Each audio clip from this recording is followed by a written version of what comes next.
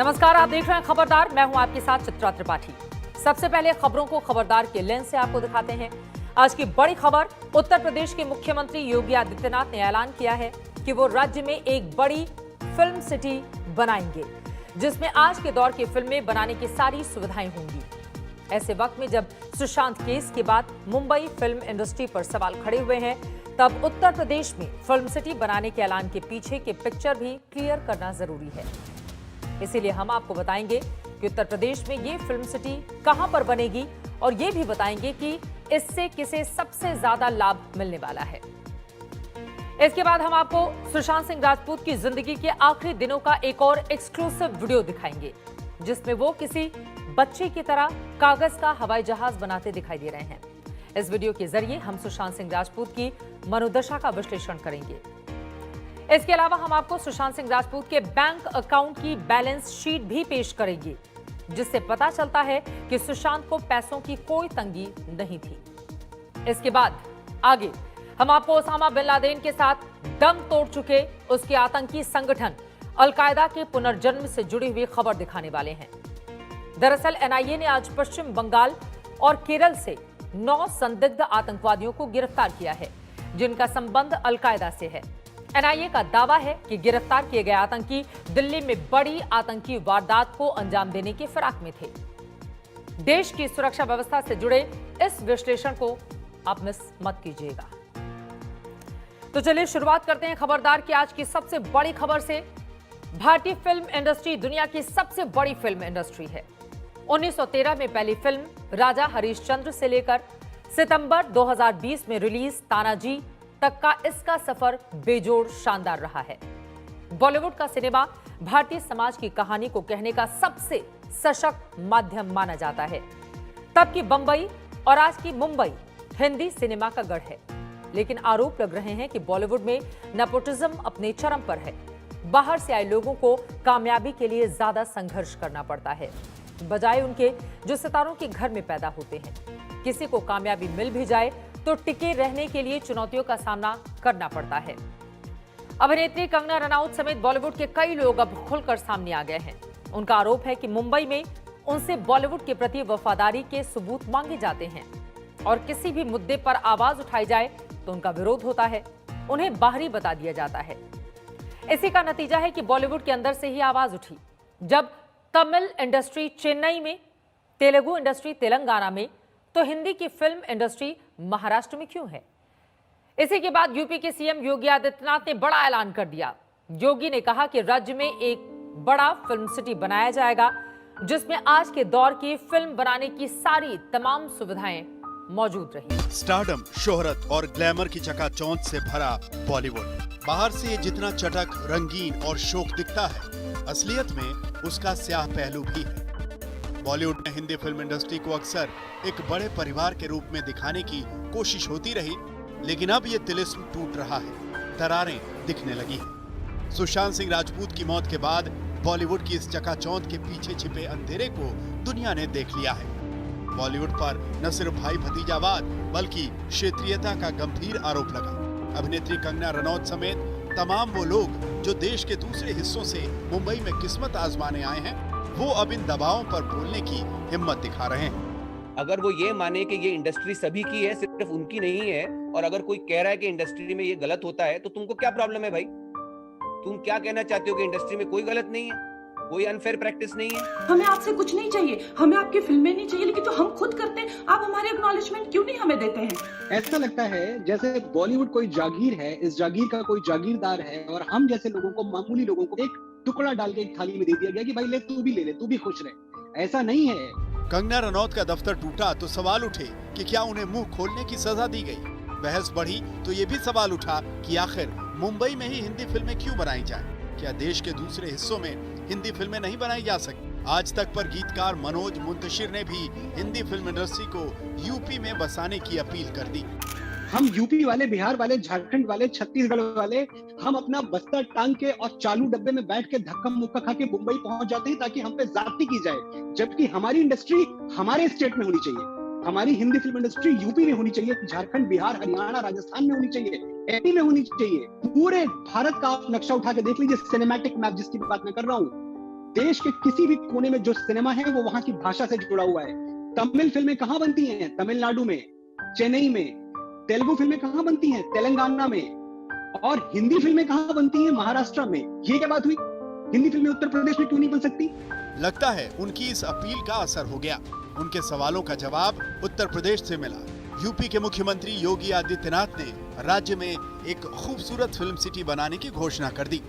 ये Hindi film industry पर मुंबई की बादशाहत को टक्कर देने वाली होगी। यूपी में देश की सबसे बड़ी और खूबसूरत फिल्म सिटी बनाने की तैयारी हो रही है। यह फिल्म सिटी नोएडा या ग्रेटर नोएडा में हो सकती है। इसके लिए मुख्यमंत्री ने कार्य योजना बनाने को कहा है। तय किया गया है कि सभी लोग अपने अपने प्रस्ताव भेजेंगे कि उनके पास उपलब्धता कहाँ है और क्या क्या एग्जिस्टिंग इंफ्रास्ट्रक्चर है। उसके आधार पे ही जो प्रस्ताव होंगे या जो कंपनियां होंगी वो अपना निश्चय करेंगी। यूपी के मुख्यमंत्री के इस ऐलान से कंगना की खुशी ट्विटर पर दिखने लगी। वो एक के बाद एक ट्वीट कर अपनी खुशी का इजहार कर रही थी। कंगना ने लिखा, लोगों को लगता है कि हिंदी फिल्म इंडस्ट्री भारत की सबसे बड़ी फिल्म इंडस्ट्री है, जो गलत है। तेलुगु फिल्म इंडस्ट्री अब देश की सबसे बड़ी फिल्म इंडस्ट्री बन गई है। तेलुगु की फिल्में अब पूरे भारत में कई भाषाओं में रिलीज होती है। बहुत सारी हिंदी फिल्में हैदराबाद के रामोजी राव फिल्म सिटी में शूट होती हैं। अपने एक और ट्वीट में कंगना ने मुख्यमंत्री योगी के फैसले को सही कदम बताया और भारतीय फिल्म उद्योग के तार छेड़ते हुए लिखा, योगी आदित्यनाथ जी की ओर से किए गए इस ऐलान की मैं सराहना करती हूँ। हमें फिल्म इंडस्ट्री में कई सारे सुधारों की जरूरत है। सबसे पहले हमें एक बड़ी फिल्म इंडस्ट्री की जरूरत है जिसे भारतीय फिल्म उद्योग कहा जाए। अभी हम कई आधार पर बटे हुए हैं। इसका लाभ हॉलीवुड को मिलता है। अब फिल्म इंडस्ट्री एक हो, लेकिन फिल्म सिटी कई सारी हो। योगी सरकार के ऐलान पर कंगना ने one nation one film industry का दांव खेला है, लेकिन अभी ये सब दूर की कौड़ी लग रही है। हालांकि ये सच्चाई है कि बॉलीवुड से बाहर दूसरी भाषाओं में फिल्म बन रही है और कामयाब भी हो रही है। यही वजह है कि यूपी में फिल्म सिटी बनाए जाने के ऐलान का स्वागत हो रहा है। हिंदी बेल्ट में एक इस स्तर की फिल्म सिटी न जाने कितने दृष्टिकोण से बहुत खास होने वाली है। चाहे वो पर्यटन का दृष्टिकोण हो, चाहे वो दुनिया भर के सिनेमा का उत्तर भारत, उत्तर प्रदेश में एक केंद्र मिलने की बात हो, या फिर नई नई प्रतिभाओं को सजाने संवारने का बात हो। न जाने कितनी विविधताओं के प्रतिभाओं को एक बड़ा मंच मिलेगा। योगी जी को धन्यवाद देना चाहता हूं और बधाई भी देना चाहता हूं कि उन्होंने उत्तर प्रदेश में फिल्म स्टूडियो बनाने का निश्चित किया है, फिल्म सिटी बनाने का निश्चित किया है। ये बहुत अच्छी बात है। उत्तर प्रदेश ने कितना ही योगदान दिया है फिल्म इंडस्ट्री में। कितने ही लोगों के कारण आज फिल्म इंडस्ट्री चमक रही है, वो उत्तर प्रदेश की ही है। तो मैं LLB 2 जैसी फिल्में यूपी के पृष्ठभूमि पर बन रही हैं। ऐसे में यूपी में फिल्म सिटी का निर्माण क्रांतिकारी कदम है। लेकिन बड़ा सवाल यह है कि क्या ये बॉलीवुड के नेपोटिज्म के आरोप का जवाब है, और क्या यूपी में फिल्म सिटी के निर्माण से क्षेत्रवाद को भी जवाब मिल जाएगा? शिवेंद्र श्रीवास्तव, लखनऊ, आज तक। उत्तर प्रदेश में फिल्म सिटी के निर्माण की बातें कहकर योगी आदित्यनाथ ने उन सितारों की हसरत पूरी कर दी जो बरसों से ये आवाज उठा रहे थे कि उत्तर प्रदेश में ही हमारी सिनेमा का सबसे बड़ा मंच हो, ताकि हमें किसी दूसरी जगह जाकर भेदभाव का शिकार न होना पड़े। अब जब ये ऐलान हुआ है तो अपनी माटी से जुड़े सितारे बेहद खुश हैं। तो ये एक बहुत ही अच्छी पॉजिटिव खबर है। इससे मुंबई के प्रोड्यूसर्स आएंगे, शूटिंग करेंगे, उन्हें सब्सिडी भी मिलेगी, उन्हें टैक्स माफ की फैसिलिटी भी मिलेगी। और मैं ये कहना चाहता हूँ योगी जी से, मेरा ये निवेदन है कि एक शर्त रखी जाए कि अगर आप यहाँ शूटिंग करने के लिए आ रहे हैं, आपको सब्सिडी चाहिए, तो आप 20% यूपी के कलाकारों को आप अपनी फिल्म में चांस दें। झोला टांग कर घर छोड़ करके मुंबई जाकर संघर्ष करना वाकई जीवन को एक दांव पे लगाने जैसा है। वो एक सुंदर विकल्प देने का प्रदेश सरकारों की जिम्मेदारी है कि आप अपने नागरिकों के लिए जब तक विकल्प नहीं देंगे तो वो तो जाएगा ही माया नगरी। तो ये विकल्प देने का आज एक काम प्रदेश के मुख्यमंत्री जी ने किया है। इसका मैं निर्णय का स्वागत करती हूँ और मुझे लगता है हमारा देश इतना बड़ा है जिस तरह तेलुगु फिल्में बन रही, जिस तरह तमिल फिल्में बन रही, याद है आपको एक समय ऊटी में कितनी फिल्में बनती थी। इन फिल्मों के निर्माण में मुझे नहीं लगता कि हिंदी फिल्मों के निर्माण से मुंबई के निर्माण में कोई अंतर आ जाएगा। हमारे सबसे बड़े कलाकार मिस्टर दिलीप कुमार ने जब उनका करियर शुरुआत हुई थी तो यूपी का इस्तेमाल किया गया था। आपको याद है गंगा यमुना और ऐसी कई फिल्में बनी है वहां पे। मुझे खतरा इस बात का खतरा है कि कहीं इस प्लॉट को, इस भव्य जो फिल्म सिटी है, इसको बनाने के बाद में फेक लोग ना आ जाए। जिन लोगों का एटीट्यूड है, जो लोग समझते हैं कि इस सिनेमा को बहुत आगे लेके जाना है, वो आए। हम बहुत समय से चाहते थे कि उत्तर प्रदेश में फिल्म सिटी बने और वो सपना अब साकार होने जा रहा है, क्योंकि हमारे मुख्यमंत्री जी रोजगार सृजन के लिए बहुत गंभीर है। और अगर उत्तर प्रदेश में फिल्म सिटी बनती है, समझ लीजिए डायरेक्ट और इनडायरेक्ट कम से कम इसमें 1 लाख लोगों को रोजगार मिलेगा। और बड़ा अच्छा लगेगा जब हमारे लोग यहीं पर काम करेंगे, अपने प्रदेश में काम करेंगे। हमारे कलाकार, हमारे प्रोड्यूसर, टेक्नीशियन, म्यूजिशियंस, सिंगर्स, ये मुंबई में जाके इनको भटकना पड़ता है, भूखे रहना पड़ता है अपना घर छोड़ के। वैसे हिंदी सिनेमा उद्योग देश का सबसे बड़ा एंटरटेनमेंट उद्योग है। हर साल करोड़ों का बिजनेस होता है। साल 2019 में बॉलीवुड में बॉक्स ऑफिस पर जिस तरह धन दौलत की झमाझम बरसात हुई, उससे पूरी फिल्म इंडस्ट्री 7वें आसमान पर थी। 2019 में एक अनुमान के मुताबिक इस साल 4,350 करोड़ का बिजनेस हुआ। वहीं 2018 में यह कारोबार 3,300 करोड़ का था, तो 2017 में 3,000 करोड़ का। दूसरी भाषा की फिल्मों की बात करें तो 2019 में बांग्ला की 129 फिल्में रिलीज हुई। एक अनुमान के मुताबिक इन फिल्मों ने 62 से 90 करोड़ के बीच बिजनेस किया। तमिल फिल्मों की बात करें तो 2019 और 2020 की शुरुआत तक तमिल फिल्म उद्योग ने 1000 से 1200 करोड़ तक का बिजनेस किया है। वहीं हिंदी के बाद सबसे ज्यादा फिल्में तेलुगु में बनती हैं। हर साल 175 फिल्में बनाई जाती हैं और इनका बिजनेस करीब करीब 2000 करोड़ का होता है। जबकि भोजपुरी फिल्म इंडस्ट्री के 5 दशक से अधिक हो चुके हैं। 60 के दशक से लेकर आज तक लगातार भोजपुरी फिल्मों का निर्माण हो रहा है। पिछले 1.5 दशक से हर साल तकरीबन 50 से 60 फिल्में बन रही हैं। वहीं बॉलीवुड में ड्रग्स कनेक्शन के जिन्न ने बवंडर मचा दिया है। ड्रग्स का विवाद बॉलीवुड के लिए कोई नई बात नहीं है। बीजेपी सांसद रवि किशन ने संसद में इस मामले को उठाया तो बॉलीवुड 2 भागों में बंट गया। दोनों तरफ से बयान चले। हमारे खास शो हल्ला बोल में हमने बीजेपी सांसद और अभिनेता रवि किशन से यूपी में फिल्म सिटी खोले जाने पर सवाल पूछा, क्या इससे कोई अंतर आएगा? देखिए इस पर रवि किशन का क्या जवाब मिला।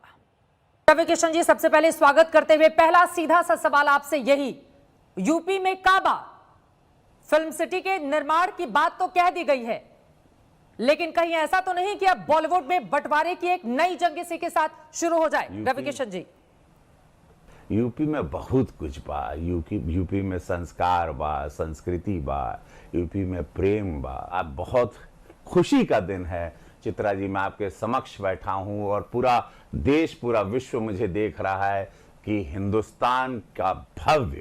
हिंदुस्तान में भव्य फिल्म सिटी का निर्माण होने का आदेश वो जो महाराज हमारे मुख्यमंत्री योगी महाराज जी ने किया है। और ये बहुत खुश खबरी है उन सारे लोगों के लिए जो बिहार से हैं, उत्तर प्रदेश के बच्चे हमारे हैं, झारखंड के हैं, वो समस्त नॉर्थ का हिंदी बेल्ट, वो सारे बच्चों में, युवाओं में, माता पिता में आज खुशी हो गई कि हमारे बच्चों को अब काम मिलेगा। माटी के पास रही, लगवा रही बचवा, यहीं काम करेगा, लाखों लोगों को रोजगार मिलेगा। देखिए चित्रा जी, भारतीय जनता पार्टी के यशस्वी प्रधानमंत्री नरेंद्र मोदी जी का बहुत कमाल का थॉट है कि हर काम ऐसा हो जिससे रोजगार मिले। कहीं भी जनता का पैसा जो सरकार द्वारा लग रहा है उससे रोजगार मुहैया हो, नए नए रोजगार हैं। फिल्म सिटी एक बहुत बड़ा रोजगार है, लाखों लोग इससे indirectly directly, Hindi film industry जिसको बॉलीवुड कहते हैं 5.5 लाख लोग को रोजगार देती है। तो वही बात है और लाखों लोगों को रोजगार मिलेगा।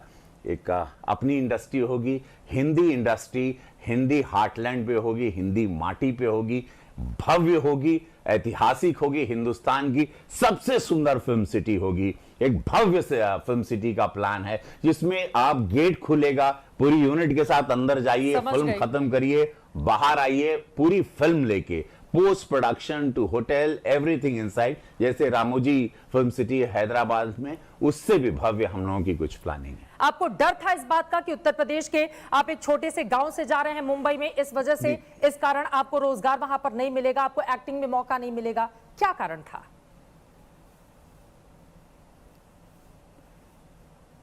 देखिए, सिनेमा में हे दृष्टि से देखा जाता था कि भैया है, पहले केले वाला, ठेले वाला, दूध वाला, यही सोचते थे। ये नहीं जानते थे कि आईएएस हैं, आईपीएस हैं, एडिटर हैं, एंकर हैं, बुद्धिजीवी हैं, बिजनेसमैन हैं, इंडस्ट्रियलिस्ट हैं, डॉक्टर्स हैं, फोर्स में हैं, सेना में है, फौजी हैं। बहुत सारे लोग हैं इस बिरादरी के। 25 करोड़ की बिरादरी है पूरे देश में जो ये भाषा समझती है, बोलती है, पूरे विश्व में। बहुत बड़ा समाज है ये।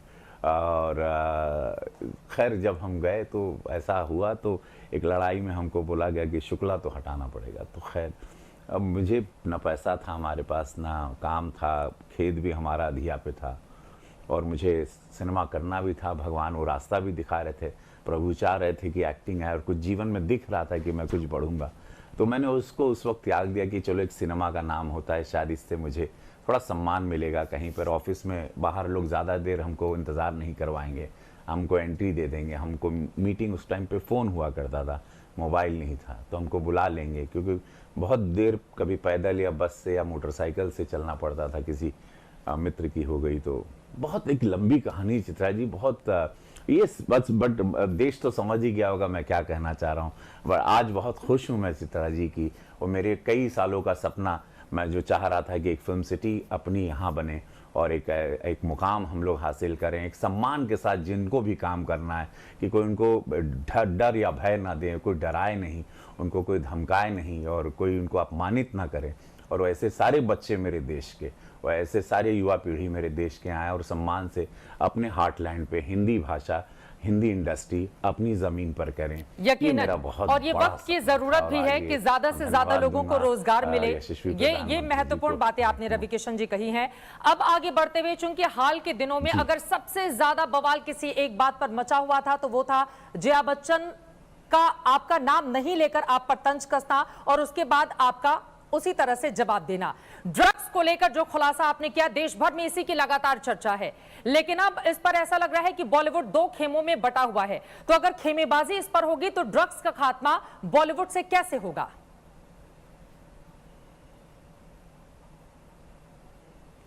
देखिए, खेमेबाजी नहीं होनी चाहिए, मेरा समर्थन करना चाहिए था। हम जया जी से भी समर्थन की उम्मीद करते हैं, इंडस्ट्री से भी करते हैं, क्योंकि मैं उनके बच्चों का भी भविष्य देख रहा हूं।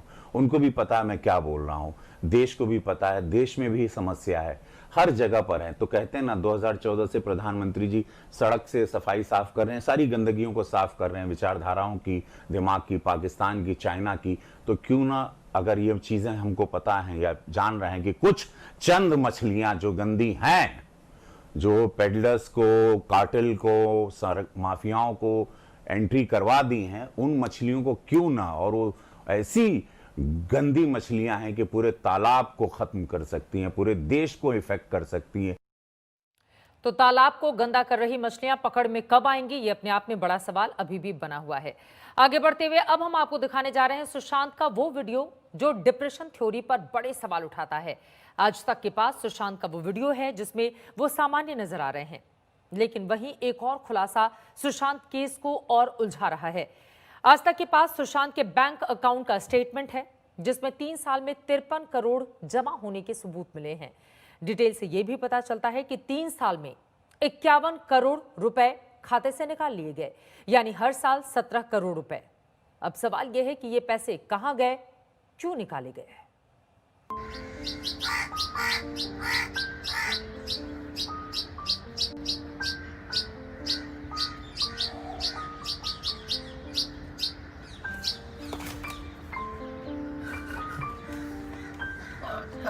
Well done.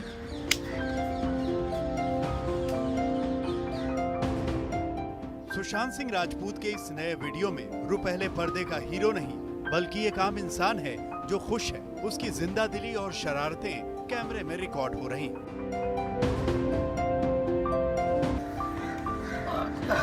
Well done.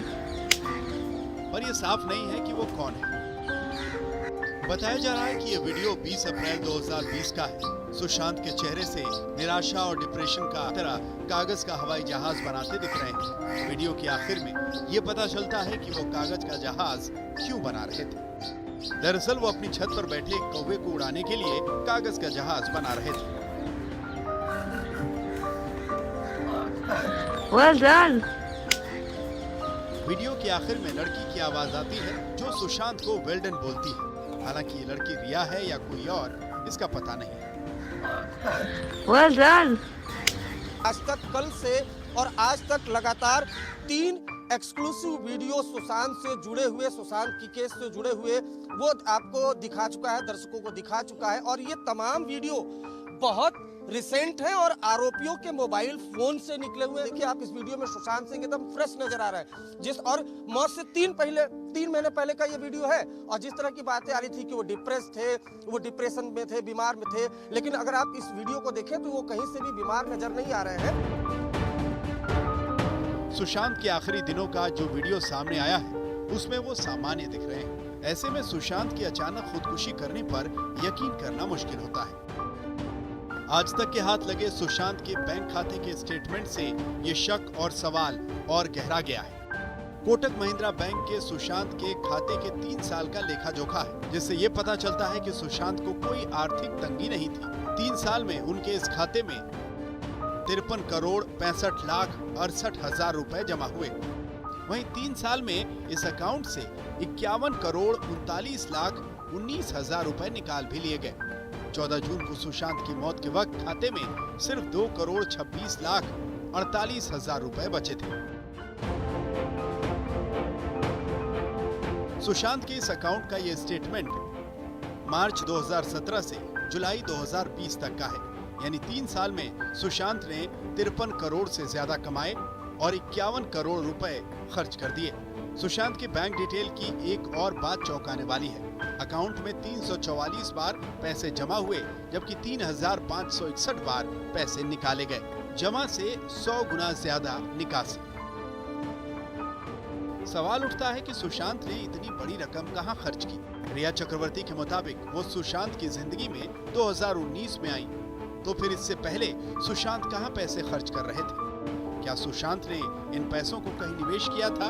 अगर किया था तो कहां? और अगर वो किसी को पैसे दे रहे थे तो किसको? 13 जून यानी मौत से ठीक एक दिन पहले भी उनके बैंक अकाउंट से पेमेंट हुई है। मैं आपको बताऊं, दरअसल काफी ज्यादा पेमेंट जो इसके पहले भी एविडेंस मिले हैं, रिया चक्रवर्ती, उनके भाई शोभित चक्रवर्ती, उनके परिवार पर भी काफी ज्यादा खर्च हुए हैं। आपको बताऊं कि सुशांत के जो बैंक अकाउंट है उनका जो पूरा ब्यौरा था वो सैमुअल मिरांडा देखता था। और ये भी देखिए ईडी की इन्वेस्टिगेशन में आया है कि किस तरीके से रिया चक्रवर्ती ने सैमुअल मिरांडा के साथ एक तरीके से कहें क्लोज कोऑर्डिनेशन में सुशांत का जो डेबिट कार्ड का पिन है वो हासिल किया था, ये भी खुलासा हुआ था। सुशांत ने मुंबई में एक फ्लैट छोड़कर कुछ खरीदा नहीं, वो हर जगह किराए पर ही रहते थे। अंकिता से अलग होने के बाद उन्होंने किराए पर ही हमेशा घर लिया, यहाँ तक कि फार्म हाउस भी उन्होंने किराए पर ही लिया था। फिर सवाल उठता है कि वो हर साल 17 करोड़ रुपए कहां खर्च कर रहे थे। इसे लेकर जांच एजेंसियों ने रिया से लेकर सुशांत के सीए तक से पूछताछ की। दोनों ने बाद में मीडिया के सामने बताया कि खाते में इतने पैसे थे ही नहीं। Net worth is still the same, whatever money was there पिछले साल के स्टार्ट पे, वो एंड तक भी वही पैसा उसका है, जितना खर्चा हुआ है बस उतना खर्चा हुआ। 15 करोड़ रुपए सर अकाउंट से चले गए, तो 15 करोड़ रुपए एक्सपेंडिचर में गए? नहीं, 15 करोड़ अकाउंट में है ही नहीं उतनी ट्रांजैक्शन जितना आप पूछ रहे हैं। कहाँ है वो 17 करोड़ जो मेरे बैंक अकाउंट में दिखने चाहिए? और आई एम बीइंग इन्वेस्टिगेटेड। आप मुझे बताइए, आप क्यों नहीं बताते ये 15 करोड़ कहाँ है? क्योंकि मेरे अकाउंट में नहीं है। अब जो मुझे समझ आया है, क्योंकि सुशांत के बैंक स्टेटमेंट भी पब्लिक हो गई हैं, कि उसके अकाउंट में भी नहीं थे। लेकिन नए खुलासे के मुताबिक सुशांत के पास 17 करोड़ नहीं बल्कि 3 साल के दौरान 53 करोड़ रुपए थे। यहाँ ये भी याद रखना जरूरी है कि सुशांत के परिवार ने रिया पर 15 करोड़ हड़पने का आरोप लगाया था। एक अकाउंट का ही पता किया तो पता चला कि 17 करोड़ उसमें आया था, 15 करोड़ निकला था। तो उस बेसिस पे, और चूंकि ऑलरेडी हम लोग को मालूम था पहले ही 4 दिन में जब मिली सुशांत से अपने भाई के बर्थडे पार्टी का पेमेंट उसने सुशांत के क्रेडिट कार्ड से दिया, तो इस तरह की चीजें हम लोग को शुरू से मालूम थी। तो हमने कहा कि इसका एंगल डेफिनेटली होगा, क्योंकि वो पैसा इतना, आफ्टर ऑल सुशांत ने कोई प्रॉपर्टी नहीं खरीदी, कोई बड़ी गाड़ी नहीं खरीदी। सुशांत सिंह राजपूत की आर्थिक गतिविधियों की जांच ईडी कर रही है। पैसे थे तो कहां गए, इसकी तलाश जारी है। कौन कौन सुशांत से फायदा उठा रहा था, इसकी पड़ताल भी जारी है। सुशांत के परिवार को ही नहीं बल्कि उनके फैंस को भी इन रिपोर्ट्स का इंतजार है। अरविंद ओझा, मुंबई, आज तक। अब सवाल यह है कि इस पूरे मामले में जो सच है वो देश के सामने कब आएगा, क्योंकि कई जांच एजेंसियां लगातार सुशांत के रहस्यमयी मौत के मामले की पड़ताल में लगी हुई हैं। इस बड़ी खबर पर लगातार बनी रहेगी आज तक की नजर। आगे बढ़ते हुए एक और बड़ी खबर आप तक पहुंचाते हैं। खूंखार आतंकवादी ओसामा बिन लादेन को मरे 8 साल हो चुके हैं, जिसके बाद कभी दुनिया का नंबर 1 आतंकी संगठन रहे अलकायदा ने भी दम तोड़ दिया। लेकिन अब ये आतंकी संगठन एक बार फिर से जिंदा होने की कोशिश में जुट गया है और आतंक की दुनिया में अपनी उपस्थिति दोबारा दर्ज करवाने के लिए उसने भारत की जमीन को चुना है, जिसका खुलासा आज नेशनल इन्वेस्टिगेशन एजेंसी यानी कि NIA की ओर से किया गया है, जिसने आज केरल और पश्चिम बंगाल से अलकायदा के 9 संदिग्ध आतंकवादियों को गिरफ्तार किया और यह खुलासा किया कि अलकायदा देश की राजधानी दिल्ली समेत कई शहरों में आतंकी वारदात को अंजाम देना चाहता है। गिरफ्तार किए गए संदिग्ध आतंकवादियों के हवाले से NIA से हथियार और बम बनाने का सामान भी जब्त किया गया है। संदिग्ध अलकायदा आतंकवादियों की गिरफ्तारी से एक बार फिर पाकिस्तान के आतंकवादियों से गहरे रिश्ते बेनकाब हो गए हैं, क्योंकि जांच में पता चला है कि अलकायदा के आतंकवादियों को पाकिस्तान की सेना और खुफिया एजेंसी ISI से सपोर्ट मिल रहा था। संदिग्ध आतंकवादियों की गिरफ्तारी ने कैसे भारत में अलकायदा की आहट को तेज कर दिया है, इसके बारे में हम आपको आगे बताएंगे। पहले आप ये समझें कि अगर NIA ने अलकायदा के टेरर मॉड्यूल का खुलासा नहीं किया होता तो कैसे दिल्ली समेत देश के कई शहर बम धमाकों से। का दावा है कि अलकायदा के ये 9 आतंकवादी अगर पकड़ में नहीं आते तो ये देश में दहशतगर्दी के खेल को अंजाम दे चुके होते। इनके मंसूबों को जानने से पहले इनकी पहचान जान लीजिए। अबू सुफियान, याकूब विश्वास, मुर्शीद हसन, मुशर्रफ हुसैन, युयान अहमद, अल मामुन कमाल, मैनुल मंडल, नजमुस शाकिर और अतीतुर। इन सभी संदिग्ध आतंकवादियों को NIA ने गिरफ्तार किया है। इन सभी आरोपियों की उम्र 20 साल के आसपास है। इनमें से 3 आरोपियों को केरल के एर्नाकुलम से, जबकि 6 आरोपियों को पश्चिम बंगाल के मुर्शिदाबाद से गिरफ्तार किया गया है। NIA का दावा है कि पकड़े गए सभी 9 आतंकवादी अलकायदा मॉड्यूल का हिस्सा है, जो देश भर में कई महत्वपूर्ण जगहों पर बम धमाकों की साजिश रच रहे थे। NIA के सूत्रों के मुताबिक इन लोगों को सोशल मीडिया पर पाकिस्तान स्थित अलकायदा आतंकवादियों द्वारा कट्टरपंथी बनाया गया था। इन सभी को दिल्ली NCR में कई जगहों पर आतंकी हमले करने के लिए ब्रेन वॉश किया गया था। इसके अलावा ये आतंकवादी कश्मीर में देश के सुरक्षा प्रतिष्ठानों में बम धमाकों की साजिश रच रहे थे। इस उद्देश्य के लिए अलकायदा का ये मॉड्यूल अपने मददगारों से धन जुटाने में लगा हुआ था। हथियार और गोला बारूद खरीदने के लिए इस आतंकी गैंग के कुछ सदस्य दिल्ली आने की योजना बना रहे थे। जिन 9 संदिग्ध आतंकवादियों को NIA ने गिरफ्तार किया है, उनमें से 6 आज पश्चिम बंगाल के मुर्शिदाबाद जिला से गिरफ्तार हुआ है। दरअसल NIA का ये कहना है कि उनसे इंक्रिमिनेटिंग एविडेंस मिला है, जिससे वो ये पता चलता है कि दिल्ली और NCR रीजन में वाइटल इंस्टॉलेशंस पर अटैक करने की एक साजिश रची जा रही थी। NIA का कहना है कि पिछले कुछ दिनों से उनका टारगेट रहा है जो बांग्लादेश के बॉर्डरिंग ज़िले हैं, जैसे मालदा, मुर्शिदाबाद, उत्तरी 24 परगना डिस्ट्रिक्ट, इन सब ज़िलों में NIA का फोकस रहा है और पिछले कुछ हफ्तों में बहुत सारे ऐसे अरेस्ट भी इन सब ज़िलों से हुआ है। NIA की नज़र इन संदिग्ध आतंकवादियों पर काफी वक्त से थी। इनकी गतिविधियों को लगातार ट्रैक किया जा रहा था। इसके बाद आज NIA ने इन सभी को गिरफ्तार कर लिया। इनके इरादे कितने खतरनाक थे, इसका अंदाजा इस बात से लगाइए कि इन आतंकवादियों के कब्जे से डिजिटल उपकरण, दस्तावेज, जिहादी साहित्य, धारदार हथियार, देसी हथियार, घर में विस्फोटक बनाने से जुड़े तमाम कागजात समेत भारी मात्रा में आपत्तिजनक सामग्रियां बरामद हुई हैं। एनआईए के मुताबिक ये गिरोह पटाखों और देसी विस्फोटक उपकरणों से आईईडी बनाने की कोशिश कर रहा था। उनका निशाना काफी साफ था, यानी नई दिल्ली से लेकर बिहार और बेंगलोर तक उनके टेरर रेडार पे थे। अगर हम उनकी प्रोफाइल की बात करें तो सारे लोअर इनकम ग्रुप से आते थे। 2 इसमें से कॉलेज के छात्र थे और बाकी अगर हम बात करें तो सेल्समैन, किसान, यहाँ तक हम बात कर रहे हैं कुक, ड्राइवर। इस तरह से एक आम इंसान को टारगेट बनाया है, उन्हें रिक्रूटमेंट और रेडिकलाइज किया गया है। और केरल से लेके कश्मीर तक इसके तार जुड़ रहे हैं, क्योंकि अगर हम बात करें वेपन्स की, वो कश्मीर घाटी से आने थे, लेकिन लॉकडाउन के चलते इस पूरे प्लान में तब्दीली आई और उसके बाद वो प्लान शिफ्ट हो गया नई दिल्ली को। संदिग्ध अलकायदा आतंकवादियों की ये गिरफ्तारी इसलिए भी महत्वपूर्ण है क्योंकि काफी वक्त से ऐसी रिपोर्ट्स आ रही थी कि ओसामा बिन लादेन की मौत से खत्म हो चुका अलकायदा एक बार फिर उठ खड़ा होने की कोशिश कर रहा है, जिसमें उसकी मदद आईएसआईएस के वो आतंकी कर रहे हैं जिन्हें सीरिया और इराक से भागना पड़ा था। और अब आईएसआईएस के ये आतंकी भारत में अलकायदा का नेटवर्क बनाने में जुटे हैं, जिसमें उनकी मदद कश्मीर में सक्रिय आतंकी संगठन कर रहे हैं। ये जो 9 गिरफ्तारियां हुई हैं, जो एनआईए ने की हैं, वो एक ब्रॉडर पिक्चर दिखाती है। वो पिक्चर ये है कि आज इंटरनेट और सोशल मीडिया के माध्यम से टेररिस्ट ग्रुप्स, खास तौर पर जो अलकायदा हैं और टेररिस्ट ग्रुप्स हैं, वो सामान्य लोगों को इंडिया में टारगेट कर रहे हैं और इंटरनेट और सोशल मीडिया के माध्यम से उन्हें इंडोक्ट्रिनाइज कर रहे हैं, साथ ही साथ उनका ब्रेन वॉशिंग कर रहे हैं। संदिग्ध अलकायदा आतंकवादियों की ये गिरफ्तारी एनआईए की बड़ी कामयाबी तो है ही, लेकिन सुरक्षा एजेंसियों के लिए अलर्ट भी है कि अलकायदा अब दोबारा जिंदा होने की कोशिश कर रहा है और इस बार उसके निशाने पर हिंदुस्तान है। गिरफ्त में आए अलकायदा के 9 संदिग्ध आतंकियों से लगातार एनआईए पूछताछ कर रही है और ये पता लगाने की कोशिश कर रही है कि वो कौन लोग थे जो दिल्ली और कश्मीर में बैठे थे, जिनके ये संपर्क में थे।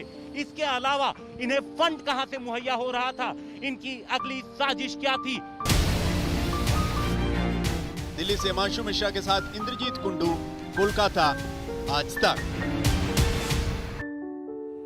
भारत में अलकायदा के संदिग्ध आतंकवादियों की गिरफ्तारी ऐसे वक्त में हुई है जब आतंकवाद पर संयुक्त राष्ट्र ने 2 महीने पहले एक रिपोर्ट जारी की थी, जिसमें भारत को अलर्ट किया गया था कि इस्लामिक स्टेट और अलकायदा के आतंकवादियों ने मिलकर अलकायदा इस्लामिक स्टेट नाम से नया आतंकी संगठन तैयार कर लिया है। इस आतंकी संगठन का सरगना ओसामा महमूद है, जो भारत में आतंकी हमले की साजिश रच रहा है।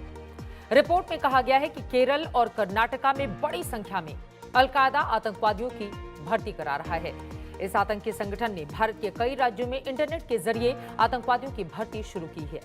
रिपोर्ट में कहा गया था कि भारत में अलकायदा के 200 आतंकवादी सक्रिय हो सकते हैं, जिनके जरिए अलकायदा देश के अलग अलग हिस्सों में, खासतौर से कश्मीर में हमलों को अंजाम देने की योजना बना रहा है। एनआईए ने आज अलकायदा के जिस बड़े नेटवर्क का पर्दाफाश किया है, उससे इस रिपोर्ट में किए गए दावे पुख्ता होते हैं। लेकिन एक बड़ा खुलासा यह भी हुआ है कि भारत में इस्लामिक स्टेट भी अपनी जड़ें मजबूत कर रहा है, जिसकी जानकारी खुद केंद्र सरकार ने 2 दिन पहले राज्यसभा में दी थी, जिसके मुताबिक आतंकी संगठन इस्लामिक स्टेट से जुड़े अलग अलग संगठनों ने हाल के वर्षों में देश के 12 राज्यों में अपना आधार बना लिया है। सरकारी एजेंसियों को महाराष्ट्र, मध्य प्रदेश, राजस्थान, बिहार, उत्तर प्रदेश, तेलंगाना, केरल, आंध्र प्रदेश, कर्नाटका और तमिलनाडु समेत 12 राज्यों में इस आतंकी संगठन के सदस्यों की मौजूदगी का पता चला है। ये आतंकी संगठन भारत में विभिन्न मंचों और सोशल मीडिया प्लेटफॉर्म के जरिए अपनी कट्टरपंथी और आतंकी विचारधारा का भारत में प्रचार प्रसार कर रहा है, जिसके खिलाफ एनआईए ने एक बड़ा ऑपरेशन शुरू किया है, जिसमें अब तक इस्लामिक स्टेट और अलकायदा से जुड़े 122 से ज्यादा संदिग्ध आतंकवादियों को या तो हिरासत में लिया गया है या उन्हें गिरफ्तार किया गया है। पश्चिम बंगाल, केरल, कर्नाटक समेत देश के वो सभी 12 राज्य एनआईए की रडार पर हैं, जहां ये संगठन भर्ती और हमले जैसी गतिविधियों को अंजाम देने की योजना बना रहे हैं। सूत्रों के मुताबिक एनआईए के पास अलकायदा और इस्लामिक स्टेट के सभी ठिकानों की जानकारी मौजूद है, जिनके आधार पर ही जांच एजेंसी इन संगठनों को जड़ से खत्म करने के लिए एक बड़े प्लान के तहत काम कर रही है। और इसी प्लान का नतीजा है कि आज एनआईए को अलकायदा के इतने बड़े मॉड्यूल का खुलासा करने में कामयाबी हासिल हुई। अलकायदा के संदिग्ध आतंकवादियों की गिरफ्तारी पर अब राजनीति भी शुरू हो चुकी है, खासकर पश्चिम बंगाल में, जहां से 6 संदिग्धों को गिरफ्तार किया गया है, जिसके बहाने पश्चिम बंगाल के राज्यपाल जगदीप धनखड़ ने मुख्यमंत्री ममता बनर्जी पर कड़ा प्रहार किया है। उन्होंने इसे राज्य की कानून व्यवस्था की नाकामी बताते हुए ट्वीट किया है कि ममता बनर्जी के पुलिस अधिकारी राजनीतिक एजेंडे पर काम करते हैं। पुलिस विभाग को देखने वाले लोग राज्य की तेजी से खराब होती कानून व्यवस्था की जिम्मेदारी से बच नहीं सकते। राज्यपाल धनखड़ ने कहा कि राज्य अवैध बम बनाने का स्थान बन चुका है, इससे लोकतंत्र की स्थिति डामाडोल हो सकती है। उन्होंने आरोप लगाया कि मुख्यमंत्री ममता का ध्यान प्रशासन और पुलिस के राजनीतिकरण करने पर ज्यादा है।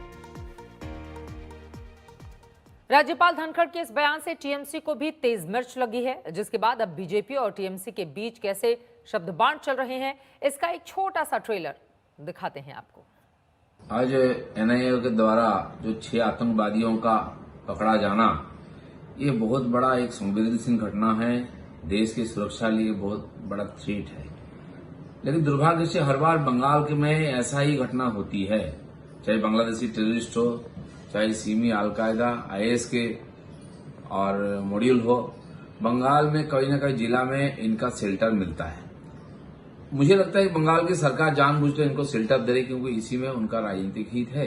लगातार बड़ी बड़ी विस्फोट होती है, लेकिन उसको जानबूझकर दबा दिया जाता है, तह तक नहीं जा करके इसको लोगों की और स्मृति से इसको गायब किया जाता है। और इसका परिणाम यह है कि सारे देश और विदेश के जो टेररिस्ट है बंगाल में शेल्टर लेके बैठे हुए हैं। बीजेपी क्या करना चाहता है हम लोग मालूम नहीं है, तो हम लोग यही मालूम है जो बंगाल को बदनाम करने के लिए, ममता बनर्जी को बदनाम करने के लिए जब काम करेंगे तो हम लोग आवाज़ उठाएंगे यहाँ से। ऐसा हम लोग बर्दाश्त नहीं करेंगे। जो ही है ना, ठीक ठीक से काम होगा, ठीक ठीक से विचार करेंगे। हम लोग विचार व्यवस्था का पास आस्था है, भरोसा है कि विचार ठीक ठीक होगा, यही हम लोग चाहेंगे। और जो मामला है एनआईए के बारे में, जो मामला है हम लोग उस बारे में ऐसा ही चाहते हैं जो ठीक ठीक से जांच करे, ठीक ठीक से काम करे, तब ठीक है। और जब बीजेपी के मदद में काम करेगा तब हम आवाज़ तुलेंगे यहाँ से, हमरा बर्दाश्त नहीं करेंगे। बंगाल में तो अगले साल विधानसभा का चुनाव होना है, लेकिन बिहार में इसी साल है, इसलिए बात बिहार चुनाव की भी कर लेते हैं, जिसमें असदुद्दीन ओवैसी की पार्टी AIMIM ने एंट्री मार ली है। ओवैसी की पार्टी ने बिहार में समाजवादी जनता दल डेमोक्रेटिक से गठबंधन किया है, जिसके बाद दोनों पार्टियां अब यूनाइटेड डेमोक्रेटिक सेकुलर अलायंस के बैनर तले अपने अपने प्रभाव क्षेत्र में चुनाव लड़ेंगी, जिसका ऐलान आज असदुद्दीन ओवैसी ने कर दिया है। हालांकि अभी दोनों के बीच सीटों के बंटवारे को लेकर स्थिति साफ नहीं हुई है, लेकिन ओवैसी की पार्टी पहले ही बिहार की 50 विधानसभा सीटों पर अपने उम्मीदवार उतारने की बात कह चुकी है। बिहार चुनाव में AIMIM की एंट्री पर आज तक ने असदुद्दीन ओवैसी से खास बातचीत की है, जिसमें ओवैसी के सुर और तेवर दोनों ही बिहार चुनाव के रंग में रंगे हुए नजर आते हैं। योग ही कहा जाएगा कि बिहार में जो आरजेडी पार्टी है उसमें कहीं ना कहीं माई समीकरण काम करता है। यहाँ भी मैं देख रहा हूँ कि माई क्या कहेंगे वो इस नहीं, ये उस हद तक महदूद नहीं रहेगा ये, बल्कि हमको पूरा यकीन है कि हमारे दलित समाज के लोग, आदिवासी समाज के लोग और दूसरे लोग भी, वो सब इसमें शामिल होंगे और हमको पूरा यकीन है कि इनका मोहब्बत, इनका सहयोग मिलेगा। यानी कि UDSA का स्वरूप बड़ा होगा? यकीनन होगा, बिल्कुल होगा इंशाल्लाह। तो वैसे साहब, आप तो 2015 में बिहार आए और 6 सीटों पर आपने चुनाव लड़ा था विधानसभा, जहाँ तक मुझे याद है। उसके बाद लोकसभा का चुनाव लड़ा। अभी मैं सुन रहा था कि बीच में आया था कि आप 243 सीटों पर चुनाव लड़ेंगे, फिर आया कि 50 सीटों पर आपने उम्मीदवार घोषित कर दिया। तो क्या आखिर आपका क्या योजना, क्या अब तो गठबंधन भी हो गया आपका? नहीं, अब तो देवेंद्र प्रसाद यादव साहब के लीडरशिप में वो हमारे इस अलायंस के, यूनाइटेड डेमोक्रेटिक सेकुलर अलायंस के कन्वीनर हैं और वो तय करेंगे। हमारे अख्तरुल ईमान साहब जो यहाँ के हमारे बिहार प्रदेश के अध्यक्ष हैं, जो डिप्टी कन्वीनर हैं, कितने सीटों पर हम ये अलायंस लड़ेगा, इस सब का फैसला जल्द से जल्द होगा।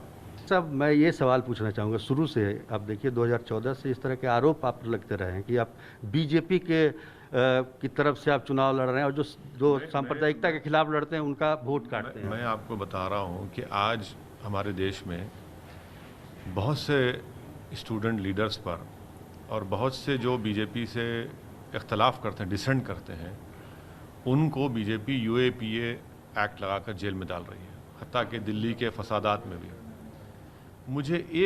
मेरे एक सवाल का जवाब कांग्रेस दे दे कि जब यूएपीए का बिल मोदी सरकार लाई थी, क्या कांग्रेस ने सपोर्ट नहीं किया उसको? जब चिदम्बरम होम मिनिस्टर थे उस वक्त भी मैंने डिसेंट किया, वोट खिलाफ दिया, क्या कांग्रेस ने नहीं किया? आज इतनी बड़ी तादाद में intellectuals, professors, student leaders UAPA के इस मनहूस कानून में जेल में सड़ रहे हैं, कांग्रेस के पास क्या जवाब है? बिहार विधानसभा के उपचुनाव में एक सीट पर जीत हासिल की थी एआईएमआईएम ने, लेकिन इस बार हौसले बुलंद हैं और आप सुन रहे थे असदुद्दीन ओवैसी को हुंकार भरते हुए। इसी के साथ खबरदार में एक छोटे से ब्रेक के लिए रुकेंगे, फौरन लौटते हैं। आप देखते रहिए आज तक। नमस्कार, मैं हूं अंजना ओम कश्यप। हमें उम्मीद है ये वीडियो आपको पसंद आया होगा। लेटेस्ट खबरों के लिए यूं ही देखते रहिए आज तक और इस वीडियो के पसंद आने पर लाइक, शेयर एंड सब्सक्राइब करना ना भूलें।